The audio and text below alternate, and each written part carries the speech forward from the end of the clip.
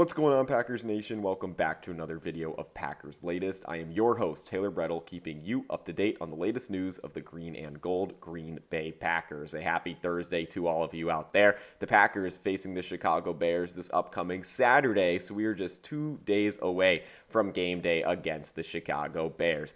If you are new to the channel, I welcome you. Feel free to subscribe, leave a like, turn on a notification bell if you want to know when these videos go live. And if you're a returner, I welcome you back as always. Love to see the community of fans of the green and gold continue to build. And hey, even if you're not a fan of the Packers, maybe you're a Bears fan wanting to see what's going on with this Green Bay team, I welcome you as well. Got a pretty busy episode ahead of us today. Going to kind of start it off with something that focuses a little bit on a different team, but could attain to the Green Bay Packers. Starting off with how the Miami Dolphins released defensive end Matthew Judon following their loss on Monday Night Football to the Pittsburgh Steelers. Could Matthew Judon be a fit for the Green Bay Packers, especially with the injury to Micah Parsons? This is something that we're going to get into. Judon is in his 10th season in the NFL. He is a four-time Pro Bowler, making it in consistent years in 2019, 2020, 2021, and 2022. Judon, however, is older. He is 33 years old.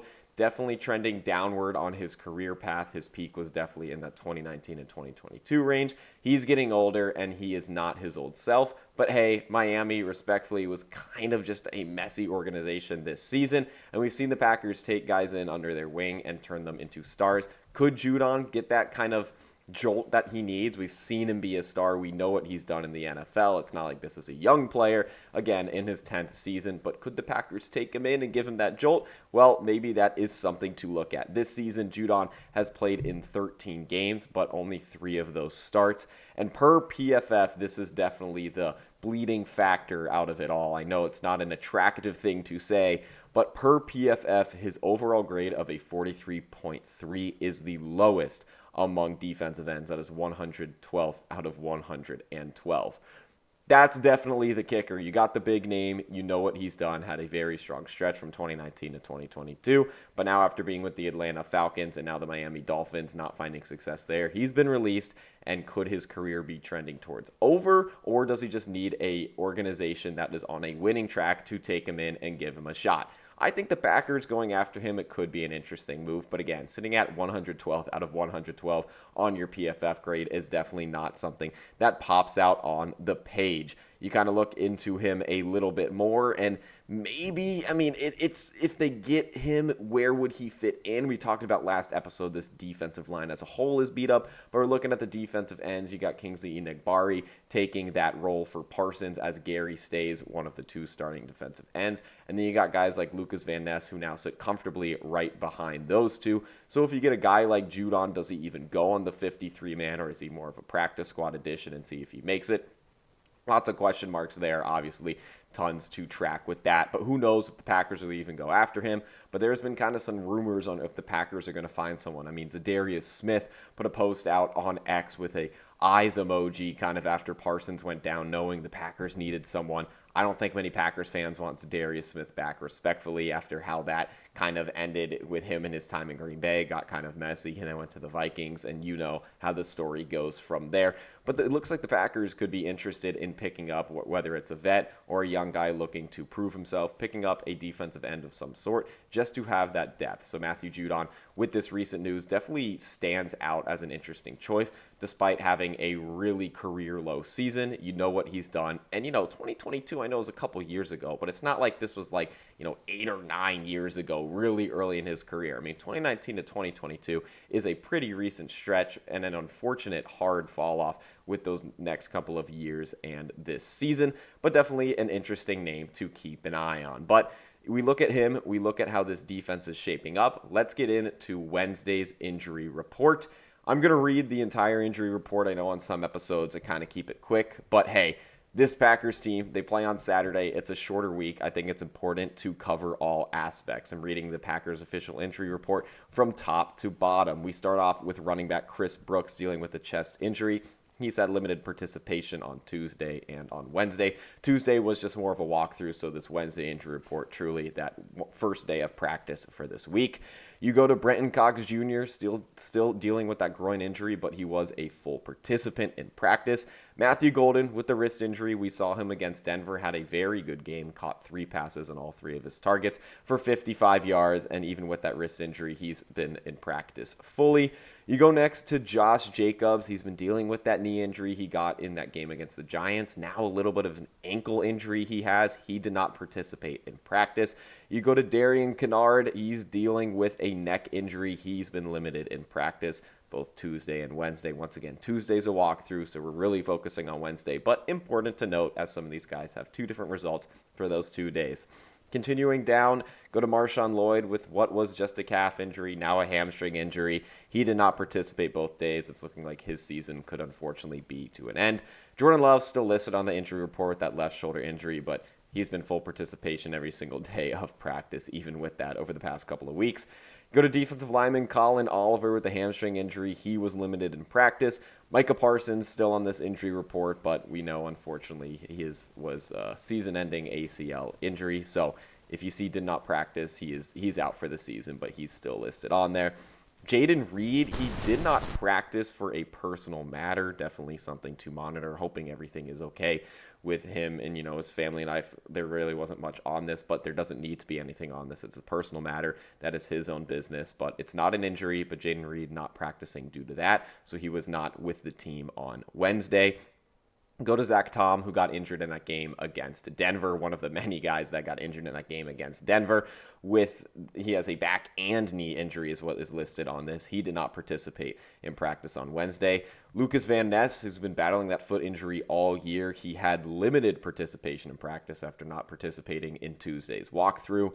You go to Christian Watson with a chest/shoulder injury, they're calling it. He did go to the hospital after getting hurt in that game against Denver, but did travel back with the team to Green Bay.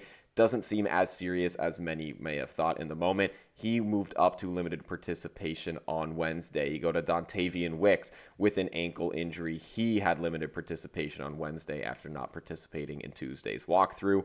Evan Williams with a knee injury, definitely a big question mark for the Packers on if he'll play. He did not practice in the walkthrough and did not participate in practice on Wednesday. You go to Savion Williams, who has been out the past couple of games with that foot injury. He had limited participation. So there's definitely some upward trends, guys like Savion Williams and that kind of getting in there a little more limited. But then there's some of the concerns with Evan Williams. Not really a clear time frame. That knee injury is not as bad as when he missed 4 games in college, but him not being in practice shows maybe he's not trending in the right direction for Chicago. But hey, highlight a guy like Christian Watson, maybe he's trending in the right direction for Chicago. Kind of why I wanted to read it name by name from top to bottom, because there are a lot of guys that we got to track. It's hard with the short week, and it's hard with all these injuries happening on Sunday. It really feels like 2 days these guys have. I know you have Sunday's game and then, 6 days later to Saturday, but it feels like such a tight window. It kind of feels like it's just Wednesday, Thursday, and then, hey, Friday's the day before the game, so what's your status? So definitely a quick turnaround for these guys as a whole. But I want to go back to that game against Chicago where Green Bay got their first win against the Bears this season, 28-21, and kind of just look at some notes from this game, look at some positives, look at some negatives, and things have definitely changed, which we'll get into after this. Most of those changes being injury related for Green Bay. Starting off with the positives in this one, I give the positive first mark to Jordan Love. He was 17 of 25 with 234 passing yards, 3 touchdowns, and just 1 interception. Started off that game with the interception, but ever since that turnover, had those 3 straight touchdowns and really turned his game around. A big reason why the Packers walked away with that 28-21 win. A big thing on this as well, 8 different players getting catches on those 17 targets. The leaders of that game, Christian Watson had 4, and 2 of those went for a touchdown, and Jaden Reed also had 4 as well. The other touchdown going to Bo Melton in this group for the guys that had receptions. It's really nice to see. I know I shouldn't say just 3 touchdowns, but 3 touchdowns, only 2 guys caught them, but nice to see Christian Watson getting in that mix, coming back from injury. And Bo Melton, a guy that really did not play many offensive snaps as he's mainly playing cornerback, getting in that receiving room and getting a touchdown of his own. But again, 17 completions to 8 different targets. That's nice to see. You have a couple running backs in there. You got Chris Brooks had one. You got Josh Jacobs, who had 2. You got a couple tight ends in there. So it's not just the receivers. It's not just the tight ends. It's not just the running backs. It is a little mix of both, which I think makes this Packers offense a high-level threat because anyone that gets the ball thrown in that direction is getting some hands on it. Despite some drop issues, you do like to see the flexibility that this offense has.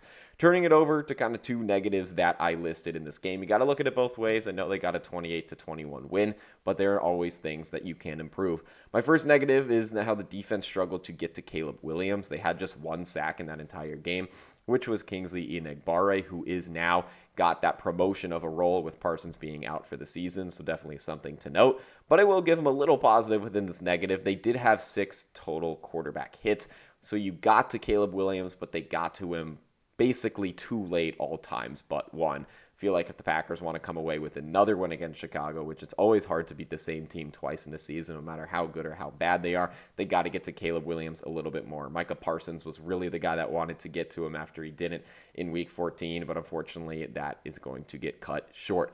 A second negative that I had was the second half defense. Don't get me wrong, Keyshawn Nixon got the game-sealing interception on 4th and 1 when you needed it. That is the positive. But they gave up just 3 points in the first half, and in the second half, they gave up 18 to make it this close kind of sweat fest of a game. But I do have to give credit to that game-sealing interception. They got it when it mattered most, and that's what this Packers team has done a lot this season. So got to give that credit, but 3 points in the first half, 18 in the second half. Not saying I'd like to see an even split, but, getting 6 times the amount of points that you allowed in the first half, definitely not what you like to see, especially now going to Chicago where the Bears have the North lead once more. They kind of got that momentum on their side. You can't let them feel comfortable, even though they're at home. The Packers have had a lot of success in Soldier Field, and you want to make the Bears not feel comfortable. So, kind of looking at what has changed over the last 2 weeks since playing Chicago. Well, starting off, let's just start with kind of who the favorites were in that game. The first game, Packers favored by 6.5 points and ended up being a 7-point win for the Packers. So Vegas usually always knows they got that one, kind of hit the nail on the head there. You go to this game, the Packers favored by just 1.5 points. Don't get me wrong, this game now being in Chicago could sway it a little bit, but these injuries to this Packers team definitely take a hit. And Chicago has some injuries of their own, don't get me wrong, but I feel like these Packers injuries, especially Micah Parsons, I keep saying his name. You also got Evan Williams, you got other guys, but Parsons is definitely the key guy that shifts lines like these. Packers favored now by just 1.5 points. Another big thing in this is just really, it's 2 weeks later. I know it feels a little odd, but the Bears get a dominant win over the Browns, and the Packers get what seemed like was going to be a win against the Broncos, and then everything turned. So you kind of got, despite the Packers beating the Bears there, the 1 week you have in between these 2 games was a huge positive for the Bears and a negative for the Packers, and now you're kind of on even ground. And in the division, the Bears are a little bit above you, and the Packers sitting at that last seed in the NFC playoff picture at the 7 seed. So lots of things have changed. Got to monitor the injuries throughout the week. Does Bullard step up a little bit more? Xavier McKinney's going to have to step up more if Evan Williams doesn't play. But again, it's going to be hard to really get a true answer until kind of game day or maybe the day before because, with the short week, Matt LaFleur was talking about how these guys are really trying to play against Chicago, but you also want to monitor and keep it safe. So that's all I got for this episode of Packers Latest. I feel like the next episode tomorrow on Friday will be the important one. We should have a clear picture of who we will see on the field on that game Saturday night against the Chicago Bears in Soldier Field. But that's all I got for this episode of Packers Latest. Hoping for some good injury news for Green Bay. We'll just have to wait one more day to get an update on that. Maybe Judon will be on the team. Who knows? Lots of changes happen pretty quick in the late stretch of the season. But as always, I appreciate you tuning in, and go Pack Go.